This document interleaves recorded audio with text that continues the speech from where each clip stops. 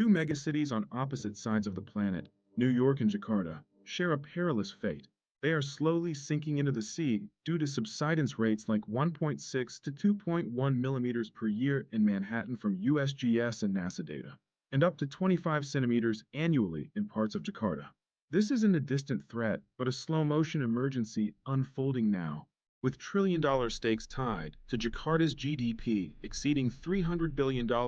and New York metro economy at $1.7 trillion.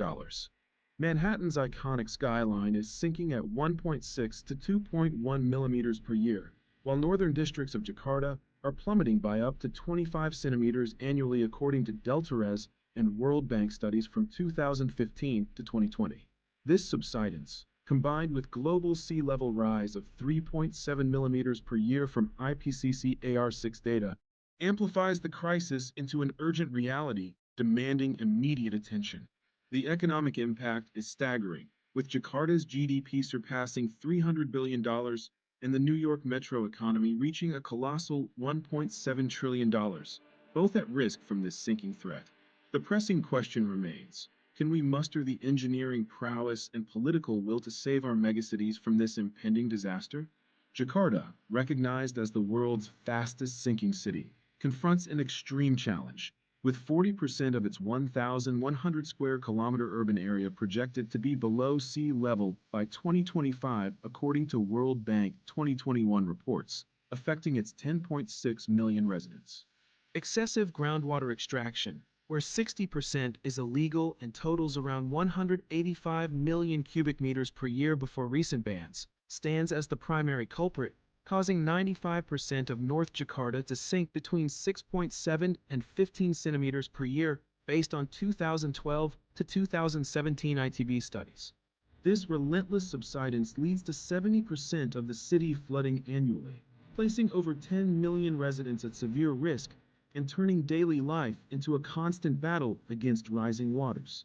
Meanwhile, New York City faces subsidence from glacial isostatic adjustment and sediment compaction under the weight of its buildings, sinking at 1 to 4 millimeters per year overall, with Lower Manhattan experiencing 2.1 millimeters, according to Columbia University and NOAA 2022 data.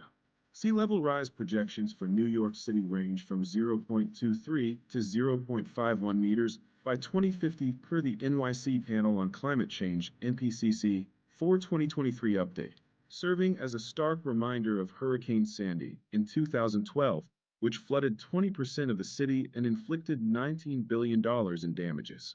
Jakarta's ambitious $40 billion Garuda Seawall Plan, known as the National Capital Integrated Coastal Development, or NCICT, with a 32-kilometer initial barrier and 17 artificial islands, aims to protect the city but faces controversy, including corruption scandals from 2016 to 2020 and the displacement of over 200,000 fishers. As a direct result of these challenges, Indonesia is relocating its capital to Nusantara in East Kalimantan, a $32 billion project announced by President Jokowi in October 2019, with the first officials moving in 2024 and full transition planned by 2045.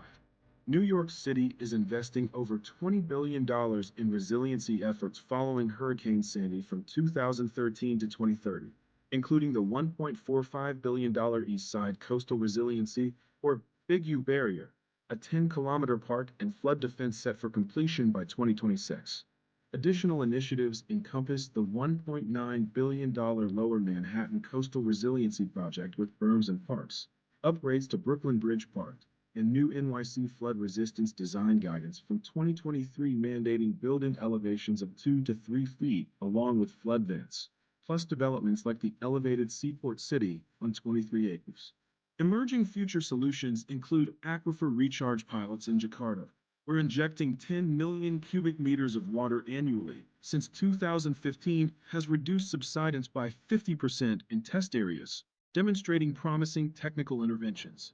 The Dutch Room for the River project, a €2.3 billion initiative completed between 2007 and 2019, provides a blueprint for adapting to rising waters by widening rivers, creating floodplains, and relocating dikes along the Rhine, offering scalable lessons for megacities.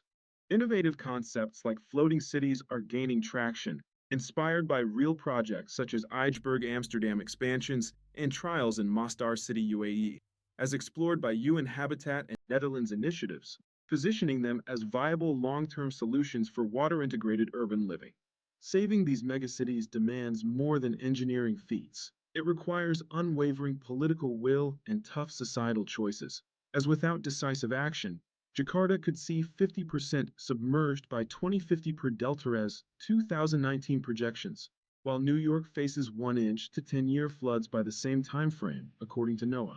The global investment required mirrors monumental efforts like the Dutch Delta Works, ongoing since 1953 at 13 billion euros, compelling us to rethink our cities as sea levels rise and transform these profound challenges into opportunities for building resilient urban futures.